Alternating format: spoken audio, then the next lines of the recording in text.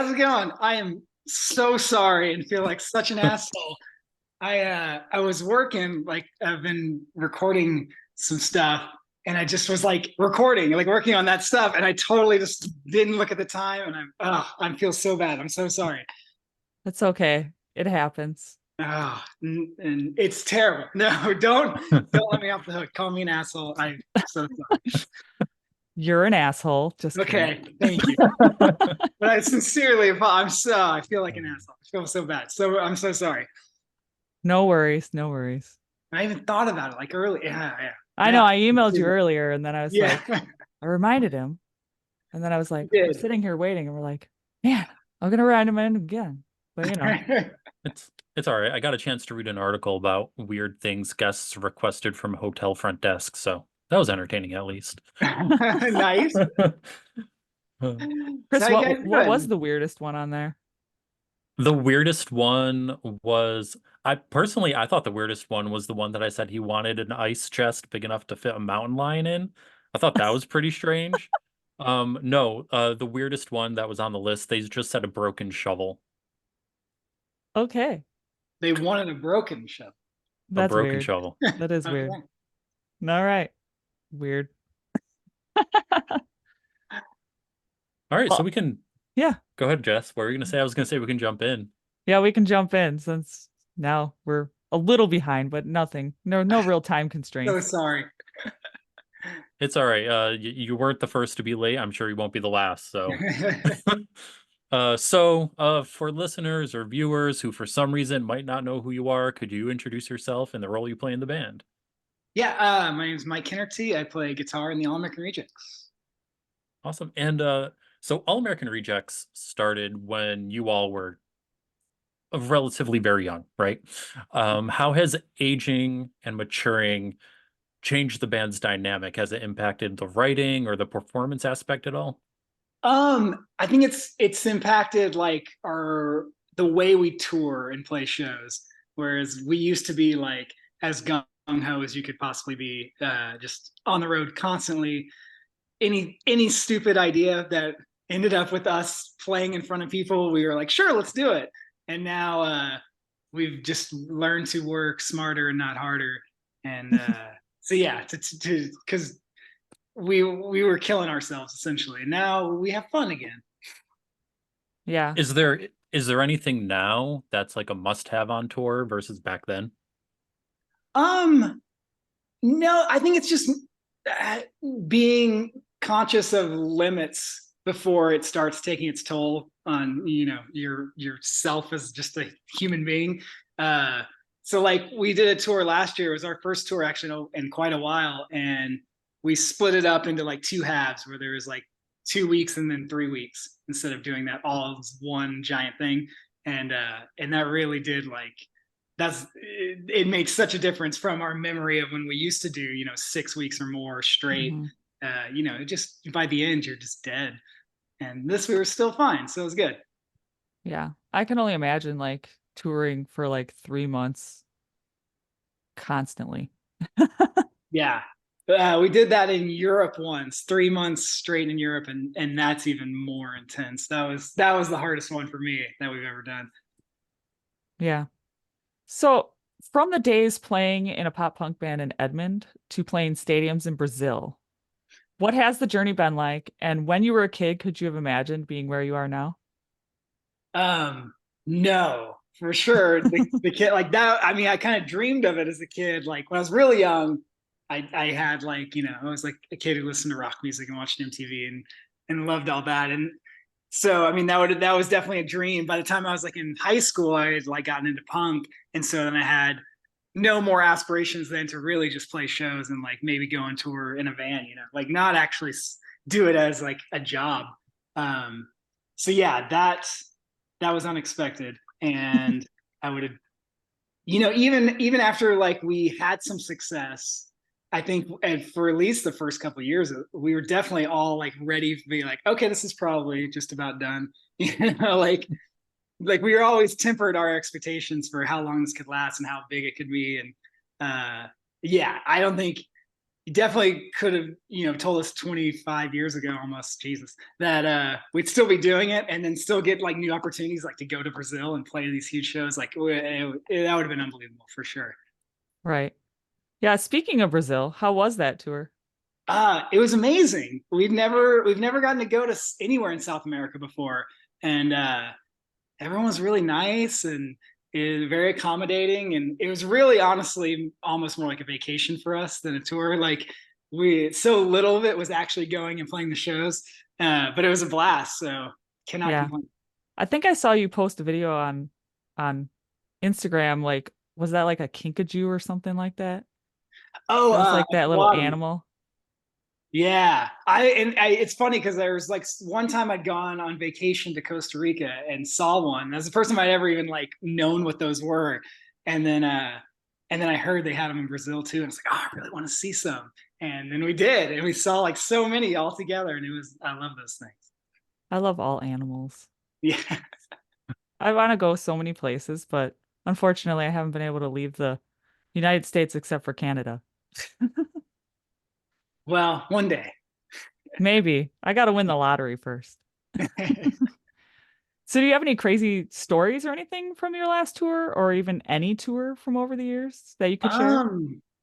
I mean, we're always been kind of a very chill, lame band in that respect. Never partiers all that much or anything. We always have taken the band so seriously, Mhm.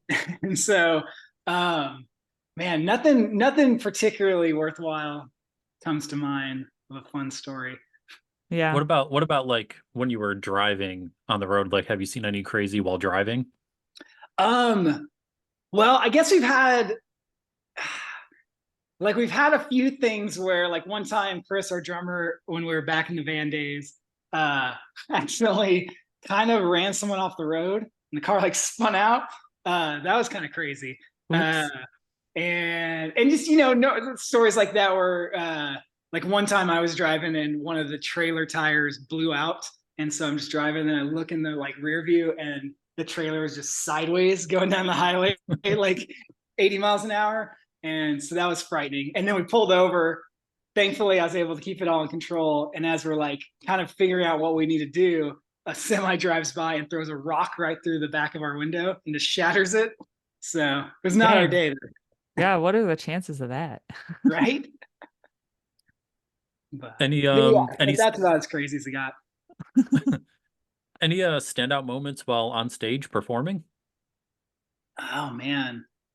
I So mean, many. yeah, like it's just we've gotten to do all these things that are kind of unbelievable. Just playing all different kinds of shows, all different sizes and places, and from like ancient coliseums in France to I don't know, stadiums in Brazil. Like it's just wild stuff. So I don't know. I think it's definitely has never been lost on us how lucky we are and how grateful we are to get to do those kinds of things. Right. So with those variety of shows, I'm going to talk about probably our group's favorite topic, that being the Elder Emo favorite topic of Warp Tour. Okay. You guys got the opportunity to play, I believe it was 01, 3, 5, and 2010, I think, and then the last year. How did you see the Warp Tour crowds change over those years? Um, I don't know. I don't know that I felt it really all that different in the years that we did it. Oh my gosh, I'm gonna ignore that. But how did they change? I don't know. For us, it was always kind of. It felt like the kind of the same thing. Maybe the last one. Well, the last one was just like a 1 day festival kind of thing. That was huge and felt more like, a big event, I guess, than some of the normal ones. But I don't know. I don't think for us, it's always kind of felt the same for each one. The crowds were kind of the similar setup. It was always fun. I always really enjoyed it. Yeah, I will say the last time I saw you guys actually was almost 20 years ago. That feels weird to Oh my say. God. But Warp Tour '05, Buffalo, New York. And you Yeah. guys, I think you guys played right before it started pouring. Oh, Um, I do yeah, remember that. That was a and crazy show. And my friend and I were toward the back. We were meandering in between stages. And so we stopped to watch you play, and somehow we became the dedicated crowd surfer launchers. And like everybody just kept coming to us during your set and like, can you lift me too? Me too. And so that's what we did for 30 minutes. That's amazing. Yeah, that's the one that was like right next to Six Flags, right? Yeah. Yeah. Yeah. Yeah, Yeah. I can remember that storm and just watching like whole tents like flying by. It was nuts. Yeah. The funny thing is, I was at that Warp Tour as well, and Chris and I didn't even really know each other. We were there Oh wow. together because we've never met in person. Okay. We were MySpace, OG MySpace friends and Oh, stuff. nice. And it's funny because like he has memories of that day and I have memories of that day. Like I got stung by a bee that day when the storm rolled in. And like what I used to like have an online magazine with some friends of mine, and we also like helped out with Victory Records and stuff. So I actually got my car back by the buses, and it happened to be next to your guys' bus. Oh wow. And like it started pouring and my friend got soaked, and like I think she told me like Tyson came off the bus and was like, "Oh my God, you're soaked," or something like that. And he went back on the bus and got her a shirt. Oh, that's nice. So I was like, "Oh, well, that's cool." But it You was know. just funny that my car was in between your bus and I think Fall Out Boys. Oh, okay. It was just weird that I'm like, my car's just sitting here in between two buses. That's weird. Because I didn't drive it back there. My friend from Victory did. Oh, nice.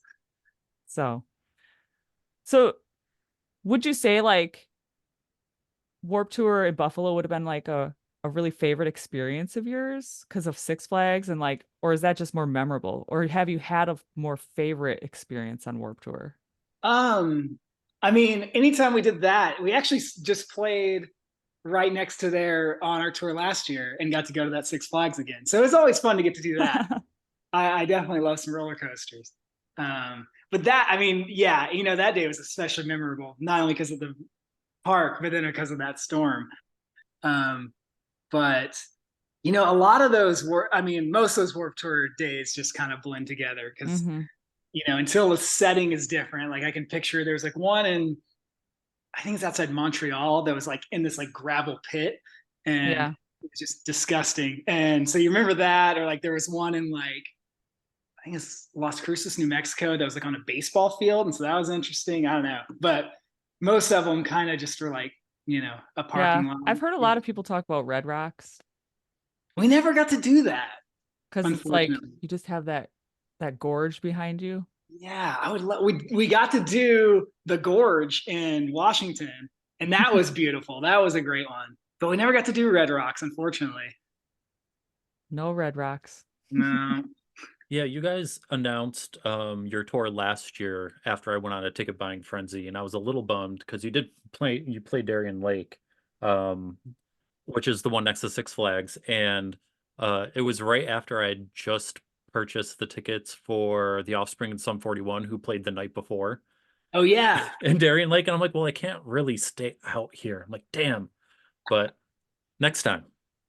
yeah.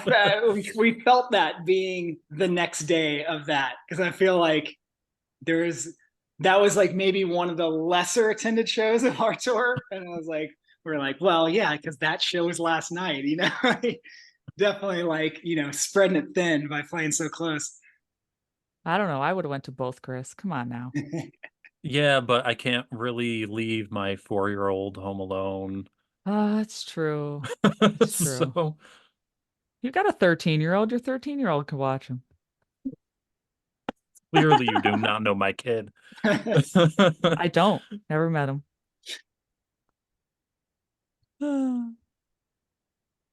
Chris, isn't No, it this is you? an edit. Cut into the next one. I already asked my Oh, next this is an question. edit. Oh, that's what I I'll thought cut that you. out. I sent you a message. Come on, man. I didn't get it. On another note, I was really hoping somehow, some way you guys would get added to not just a Phase Fest in Milwaukee this June, but it hasn't happened, and I'm very bummed about it. But so Yeah. Well, we're gonna play. I don't know if this has been announced. Who cares? I think we're playing Summerfest, so Yeah. we'll at least be in Milwaukee.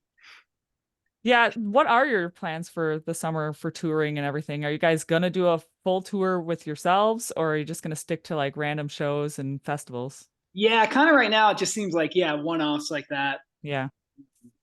A lot of those have been coming up. So, and we did a couple of those not a phase last year, and they were fine. Well, I don't know. We kind of had a couple like things happen some with the promoters on that, where we had a couple issues with things. So I don't know where we stand with those people in particular. There might have been some, I don't know. It was fine. The shows are fine. Yeah. So All I know is like Milwaukee's only got like 5 bands on it, and Kansas City has 8. And I'm like, where's the more bands on Milwaukee? yeah, that's weird. They haven't Dang. added anyone else yet. And I'm like, oh, come on, add some more people. Dang. I spent Upstate New enough on York my needs ticket. some. I spent enough on my ticket. Are you in We need. Milwaukee? I'm about 25 minutes west Okay. of Milwaukee, so not too Okay. far. I prefer when bands come to Milwaukee. Sometimes they go to Chicago, but that's like 2 hours. Yeah. And then What if about it ends up Madison? Is that not too? Madison, Yeah. I'm about 45 minutes from Madison. Oh, that's not too bad. I'd go to Madison, but Chicago becomes problematic if it's like during the week and I'm working. You know, it's like I can't just pop over somewhere. Chicago traffic sucks, you know. It's hard getting there and back. Yeah. Yeah, I've actually spent a lot of time up there. For whatever reason, a lot of bands I've worked with are from Wisconsin. So like I spent a lot of time in Milwaukee with a band called Direct Hit, recording them, and then in Madison doing the Screeching Weasel, and then like Mass Intruders from there who I've worked with, and spent a lot of time in Wisconsin for some reason of all places. Like I'm constantly funneled there, but I really enjoy it. So it's good. Yeah, I'm trying to think direct hit. I feel like I know someone who knows them. I can't remember offhand. I might be thinking of a different band. Might be. Well, I they're don't know. great. You should check them out. I See, at should least know you have them. bigger festivals and tours come closer to you, Jess. Yeah. I'm not that lucky. I mean, like everything skips upstate New York nowadays. It's just whatever. But I've been traveling to Philly for shows that I want, and that's like 4.5 hours out. Oof, yeah. So it's like, but whatever. Growing up, we used to, shows rarely came through Oklahoma, so we'd always have to either drive to like Dallas or Kansas City, which is about 5 hours, or Lawrence, which is like 4.5. So yes, done that circuit of having to drive for shows a Yeah, lot. definitely. Well, the good news is the first show I went to in Philly was a few weeks back, and I actually really like the city, and the drive isn't terrible. So Nice. we're actually going back to Philly in the summer for another show. So I guess that's my new home base now. So big question here. It's been a long time since you guys released a new record, and a friend of mine, and also, of course, a fan of the All American Rejects, Charity Sloop, would love to know, is the band working on any new music, and if a new record is in the works? Nothing like official. We've batted the idea around, but we have yet to like really start digging into anything. So we'll see what happens. But it's not off the table, that's for Not off the table, and we'll see what happens. sure.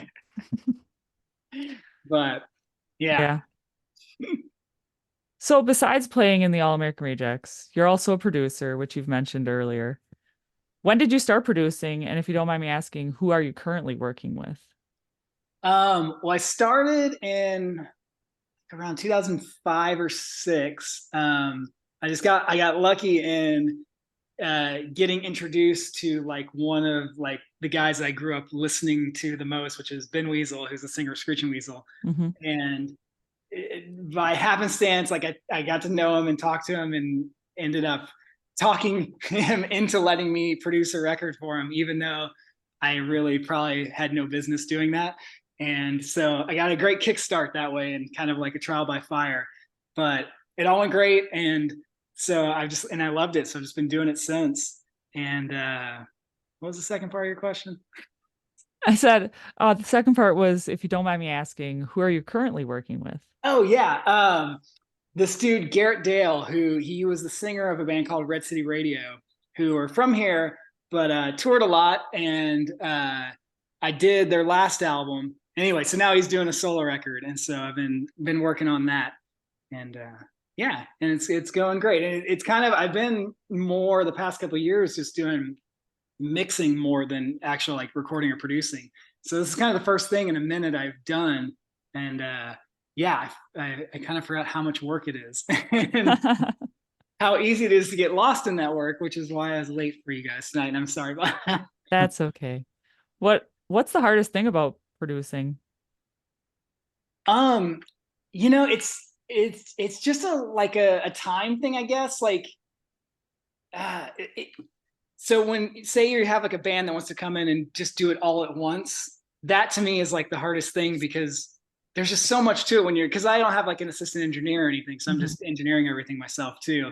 And it's like if we can break things up into parts, like hey, the drummer comes and does all his stuff, and then the next week someone else comes, then it's not too bad. But it's like when everything's happening all at once, and then you have to like keep everything together, and it's kind of like just the proportions of work that come along with recording a record. That's the hardest thing for me. If I had like an assistant engineer, it'd probably make things a lot easier. But I don't know. I also kind of love doing that part. It's just if I can space out the amount of work, it's a lot easier. Right. I mean, an assistant would be nice, but I mean, you have control completely without having to worry about someone else Yeah, since you're totally. doing it by yourself. But yeah, and it's fun. And that's kind of where I've gotten more into mixing lately, is that like I just work alone and I can work whenever I want to. I don't have to like think about someone else's schedule. It's like, well, I'll take a break now and go for a walk or whatever, like, so that's where I got kind of into the mixing stuff, because it gave me the same sort of like creative fulfillment, but I could do everything on my own, which is nice.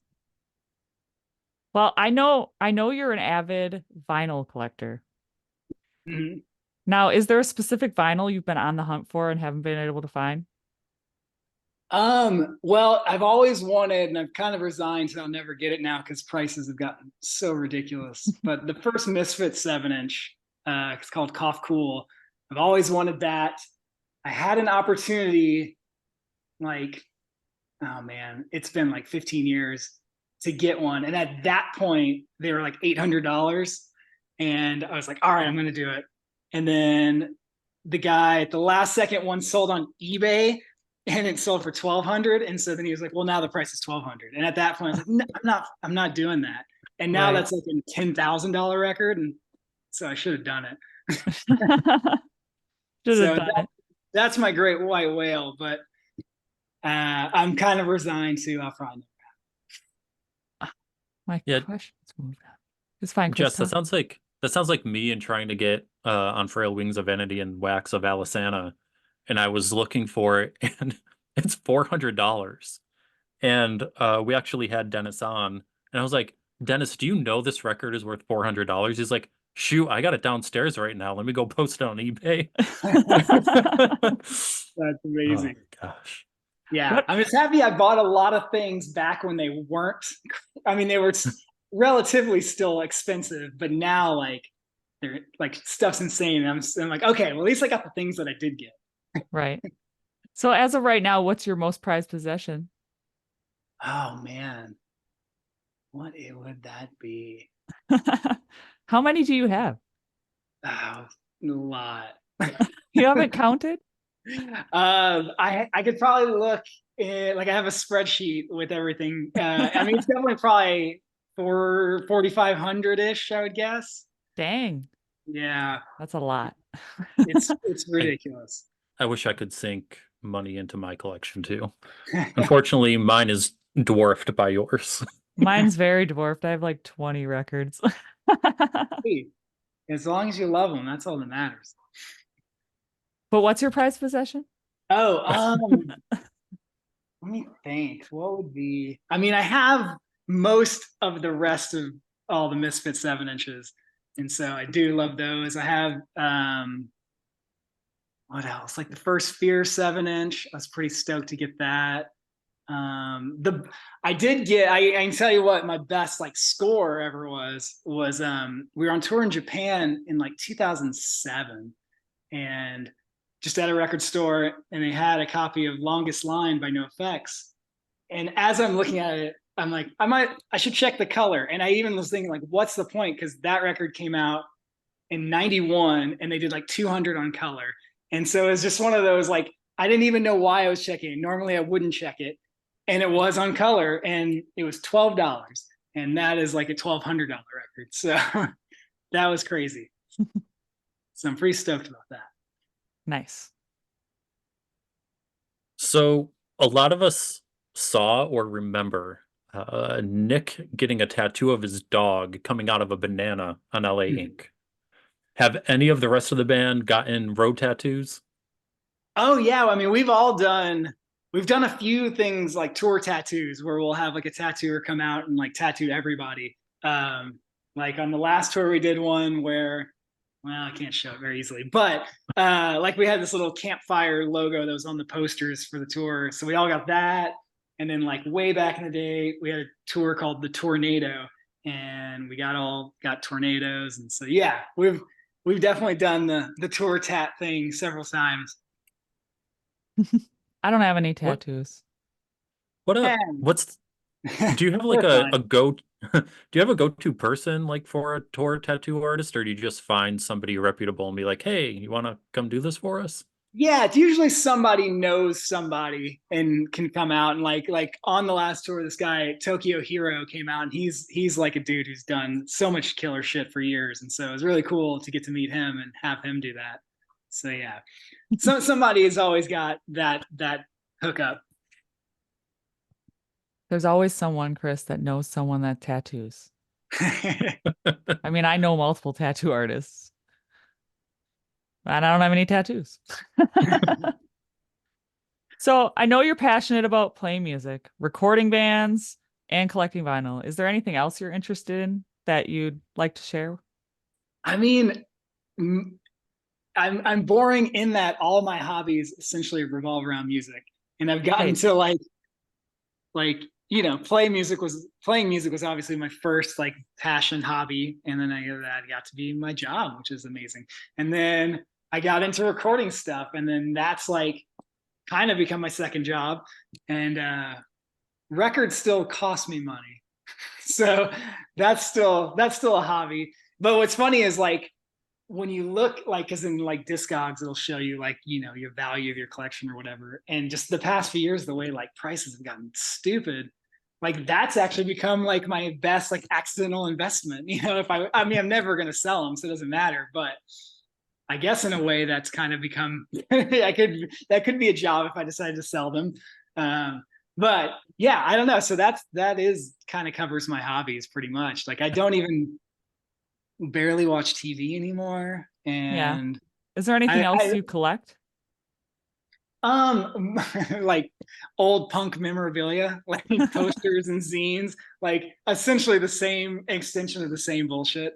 I mean, I play video games sometimes, but not like in a like it's like my passion or anything. But I enjoy a good Metroidvania every once in a while. All right, we're gonna dive into a couple fan questions. Okay. So we have a fan question from Chris Furr. He says, I've always been curious about your writing structure. You have a lot of piano parts in your songs. Do some songs tend to originate from those piano creations? Yeah, sometimes he's definitely written on piano. Like I think It Is Tonight might have been the first time that he did that. I don't know for sure, but I remember that being one, particularly for Move Along. I think that was the only one that was written on piano. But since then, in particular, he's done, several. It's just kind of, whatever, I think whatever just is around and inspires him will be the starting point, and it can be any instrument, really. Curious, since we're talking about it, just kind of popped in my head. What's your personal favorite All American Reject song? Ooh, I don't know. I don't know if I have a favorite necessarily. Um, I mean, we've played it a million times, but Move Along was always very special for us. And, there are times when I can step away and kind of hear it with fresh ears, and it's still like, that turned out really great. What about you, Jess? I don't know. I'm old school. I feel like the first song I heard was Swing Swing. So I'll go with Swing Swing. There you go. Because I'm old school, you know? Oh yeah. That's Yeah, what got me mine, into you guys. So, I'll go old school. mine. When I mentioned it, it shocked both my 13-year-old and my wife. Mine is Last Song. Okay. Yeah, I mean, that's that's old There's school something, there's too. something about yeah, it. Yeah, maybe yeah. that's what it is. It takes me back to the days of standing in the hallway at school in the morning and having it on my Walkman. You know what I mean? Oh yeah. Um, all right, another fan question. This one is actually from my coworker, Kevin True.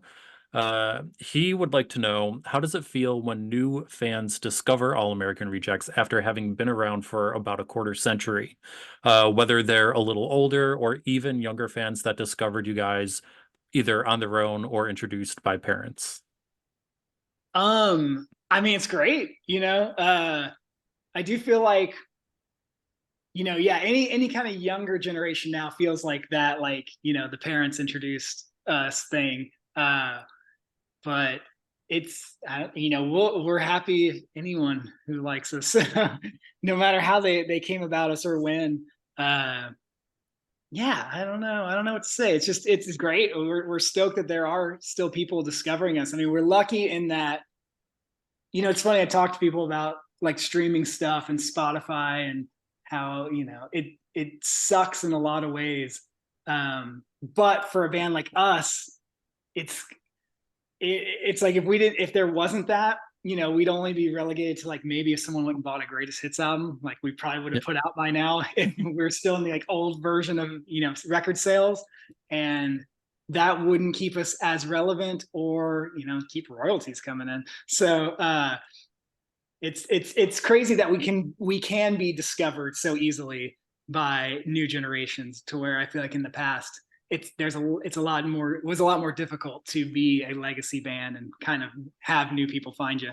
Right. Yeah, do you see that at shows? Do you see like parents coming with their kids and they're both into it, or maybe the parents are more into it than the kids? Oh yeah, there's one, the last show we played, actually there was like a family who was all like right up front, and there was like a teenage son with them who obviously was like dragged there.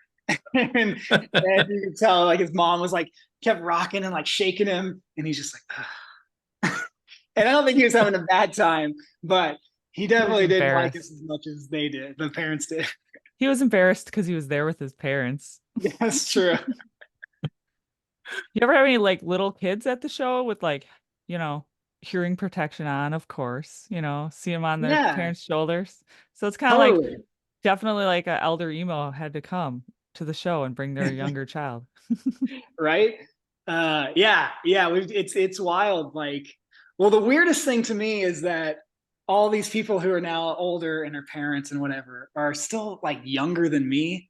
And so that just makes me feel, I don't know, because I still look at people and I don't think of being older than them, like I'll Right. look at people who are younger than me and think they're older than me, and then I have to like be like, no, no, no, they're probably way younger than you are. So that's always an odd feeling.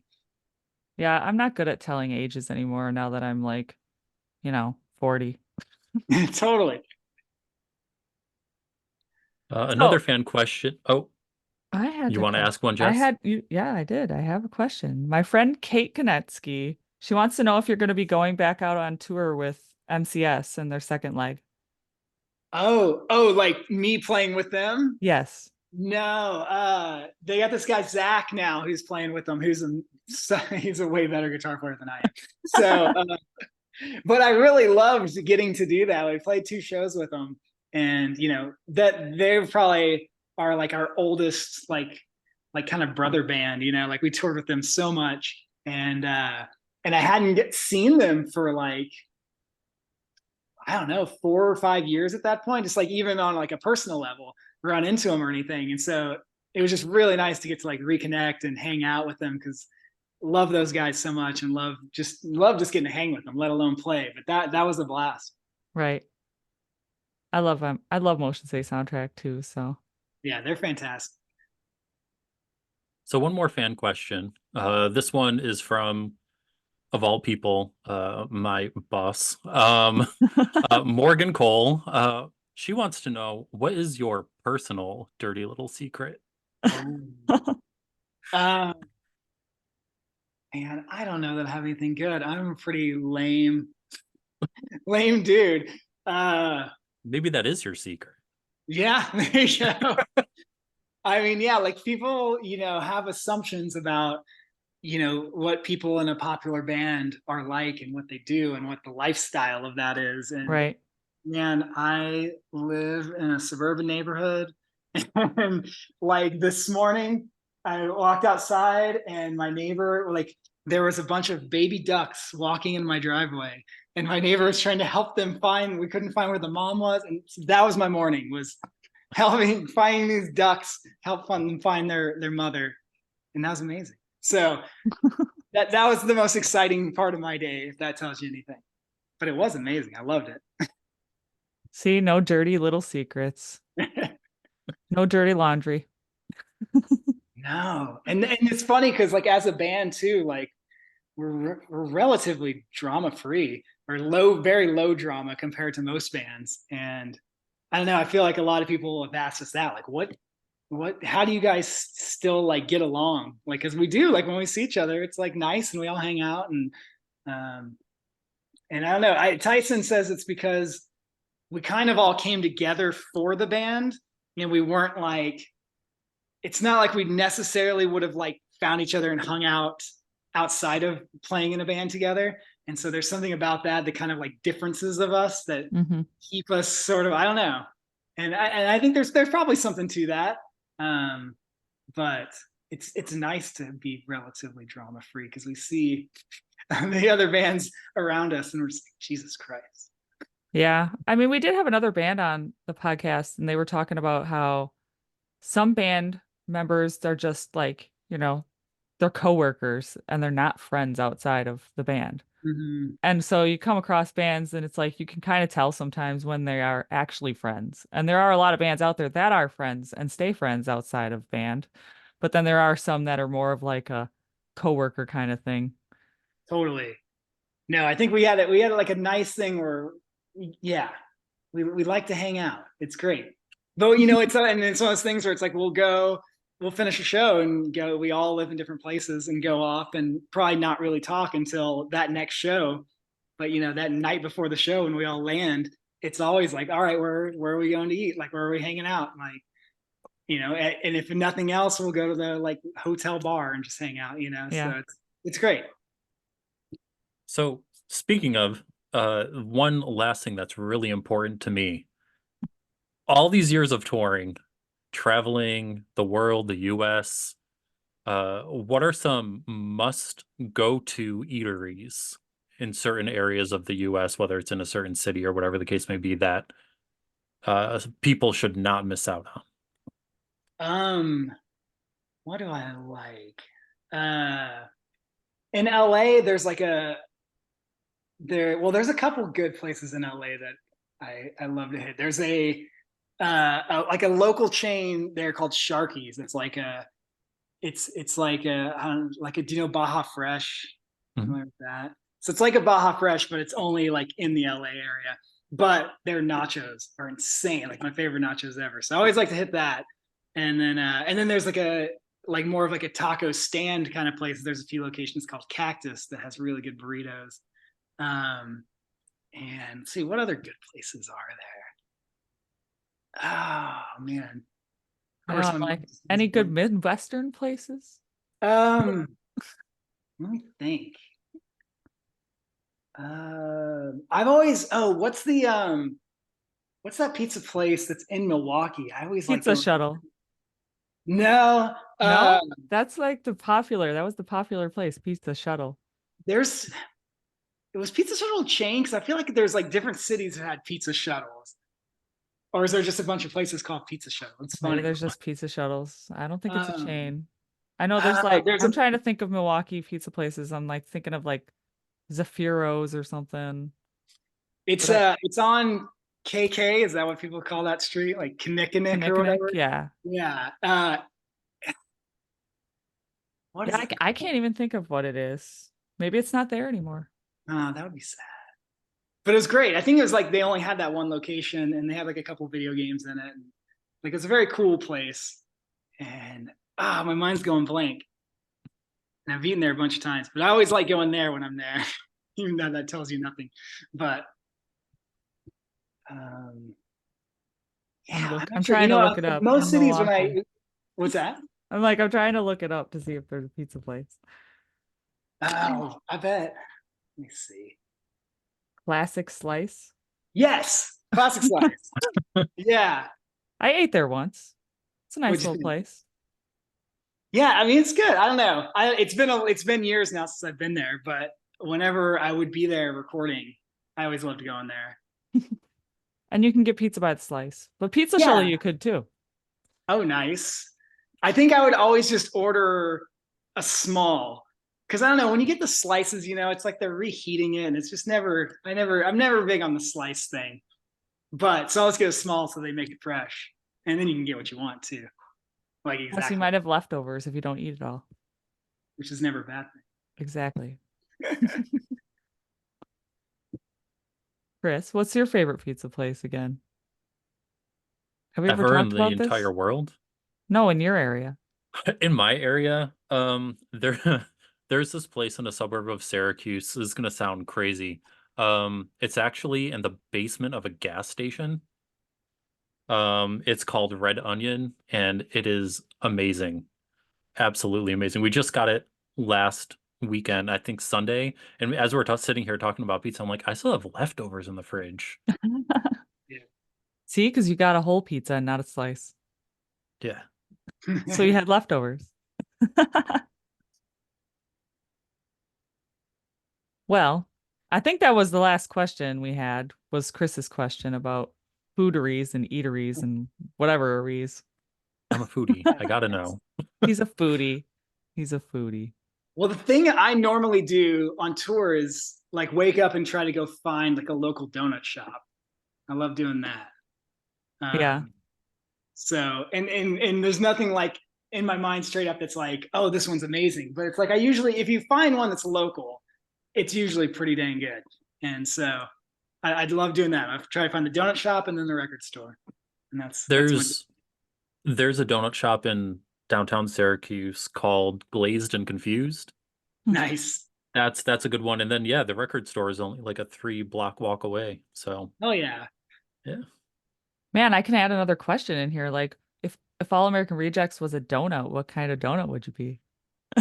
I mean, if I had the choice, it would be an old fashioned, just like a glazed old fashioned. Those are my favorite. Glazed and old fashioned. Yeah, which is yeah, that's pretty appropriate. What's your I favorite donut, Jess?